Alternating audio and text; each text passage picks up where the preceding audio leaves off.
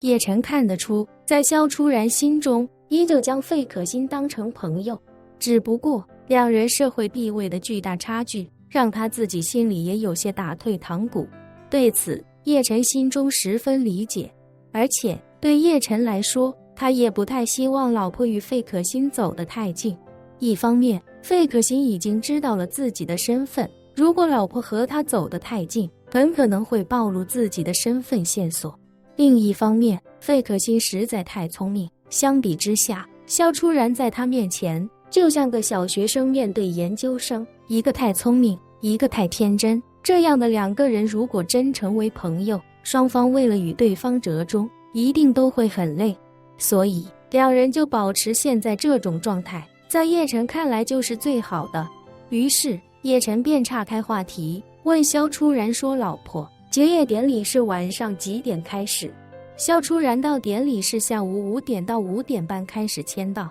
，6点钟正式开始。叶晨点了点头，开口道，那咱们下午先收一收行李，明天一早就可以开车去纽约了。好，萧初然愉悦地答应下来，有些雀跃地说道，出来这么久了，真的好想家啊。我爸前些天就结束交流，从韩国回金陵了，也不知道这几天他一个人在家过得怎么样。他也不会做饭，一个人吃饭都是问题。叶晨笑道，吃饭这都是小事儿，这年头有一台手机，在哪都饿不着，而且妈不在家，爸一个人指不定过得多开心呢，说不定还盼着咱们晚点回去。对中老年已婚男性来说，能一个人在家生活几天，比当几天美国总统还要舒服。萧初然不禁感叹，要说顾家啊，还得是女人。你看咱们刚来美国的时候，爸也去了韩国交流，家里就我妈一个人，要按你刚才说的，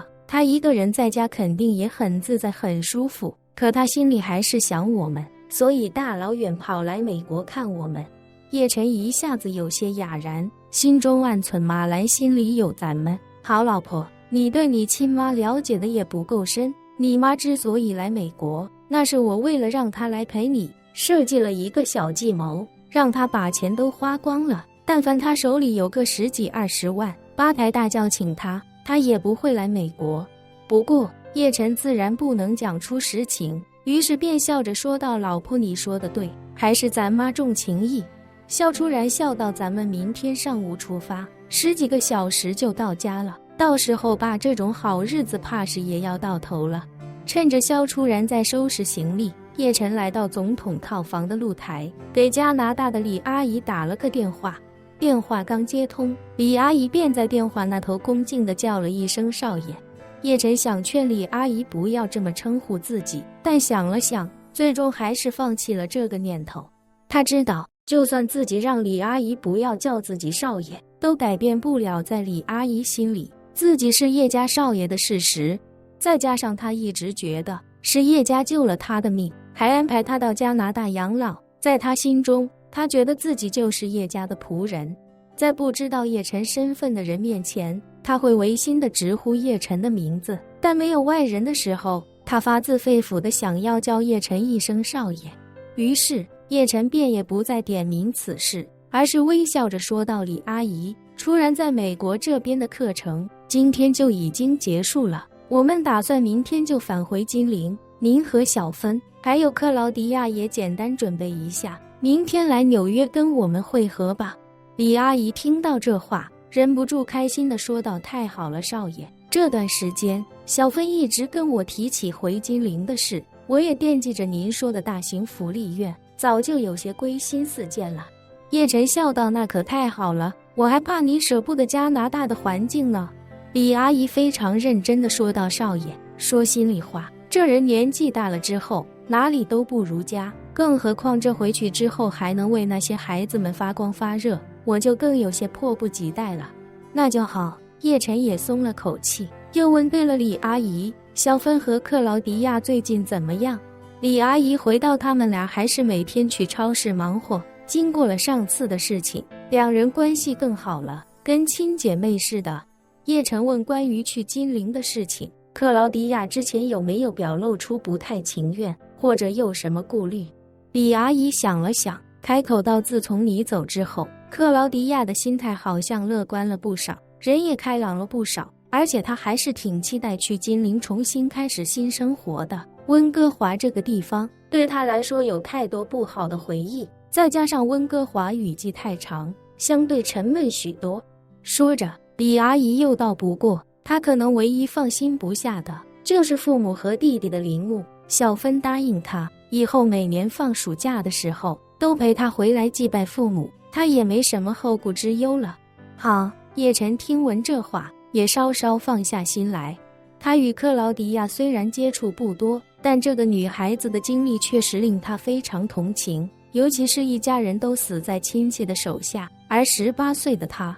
却忍辱负重，在脸上贴着一块假伤疤示人。这份心智与隐忍，普通18岁的女孩是不可能具备的。好在自己帮克劳迪亚手刃了仇人，否则这个女孩恐怕很难真正过上正常人的生活。想来这也是克劳迪亚自己种下的善缘，若不是她发现了那个郭磊对李小芬图谋不轨，继而向自己示警，自己恐怕救不下李小芬，更不可能帮她完成复仇。心中感慨之余，叶晨又笑着对李阿姨说道，李阿姨，这次回去之后，加拿大那边的房子和超市的门脸也可以继续保留，将来如果您真累了，想退休了，还可以再回加拿大。另外，我之前已经安排陈泽街在金陵给您和小芬，还要克劳迪亚准备了一套体面的别墅，以后这别墅就留着您在金陵养老。要是小芬和克劳迪亚将来出嫁了，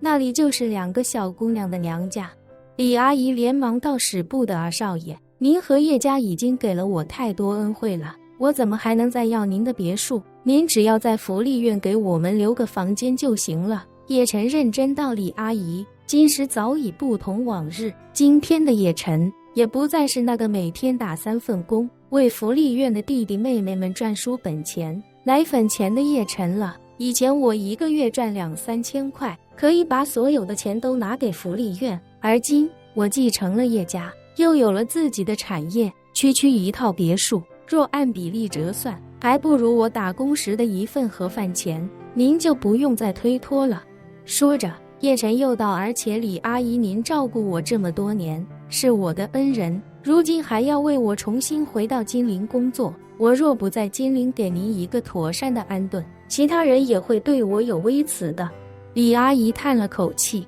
由衷道，少爷，其实这么多年，我只是做好了我自己分内的工作，万不敢当恩人2字。叶晨坚定地说道，李阿姨，在我心里，您就是我的恩人。说着，叶晨不希望继续在这个问题上过多纠结，于是便岔开话题道，对了，李阿姨，您让小芬和克劳迪亚开始收拾行李吧，需要的、想带的都尽管带上，我安排洪武明天一早就飞到温哥华，让他带人去家里接你们。李阿姨忙道，少爷，不用这么麻烦了，我们3个自己去机场就行。叶晨坚持道，李阿姨，舟车劳顿，还是尽量省心一些，这件事洪武会操持好，您就不用担心了。咱们明天直接在纽约机场见面，您和小芬他们坐的飞机就是我们一起回金陵的飞机，到时候飞机在纽约降落之后，我们就登机跟您碰面，您也不用下飞机折腾转机了。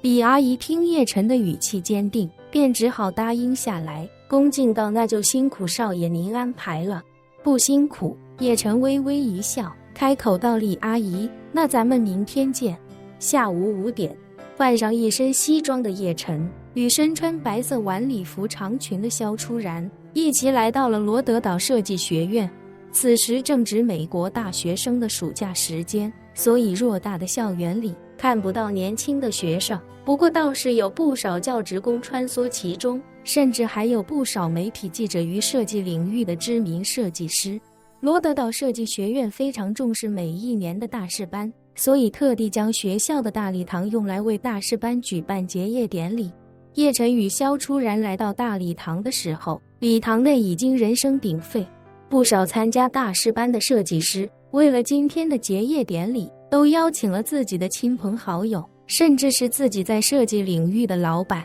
恩师以及合作伙伴到场助阵。说是结业典礼，其实就是一个业内精英彰显各自身份、结交业内权贵的沙龙。相比之下，肖初然这种只有老公陪着，而且又没什么行业背景的小萌新，在这里便显得有些格格不入。签到的时候，肖初然在硕大的签到板上找了一个不起眼的角落，然后写下了自己的名字。刚把签字笔递给礼仪小姐，旁边大步走来一个东方面孔的女人，她在肖初然签字的位置旁边龙飞凤舞地写了一串硕大的英文签名意：艾米丽王，看来应该是个华裔。只是让叶晨有些不爽的是，这个艾米丽在签名的时候把自己的名字签得格外大，最后那个字母 G 还甩了一个夸张的弧线，甚至把肖初然已经签好的名字都给画上了。肖初然见自己的签名被对方画上，微微一愣，不过倒也没说什么。而那个艾米丽王这时候却一脸惊喜地看着肖初然，笑着说道：哎呀，初然，我刚才都没看见你，你什么时候来的？肖初然笑了笑，客气地说道：我刚到。艾米丽点点头，笑着说道：跟你说个好消息，我已经成为 A 建筑公司的高级合伙人了，而且我们老板今天也来了，我一会儿给你引荐一下，你跟他好好聊一聊，说不定你也有机会加入 A 呢。肖初然微微笑道：谢谢你，艾米丽，不过我没打算找工作，想着结业之后就回国了。艾米丽一脸认真地说道：回去继续经营你的小装修公司。易安，你这也太没有志向了吧，做设计师就是要加入世界上最好的设计公司，成为高级合伙人，然后拿下世界500强公司，甚至奥运会、世界杯的全案设计，这才是我们来读大师班的意义啊。说着，他看到不远处走来几人，连忙惊喜地说道：我老板来了，介绍你们认识一下。本期视频结束，欢迎订阅我的频道，这样就不会错过精彩内容。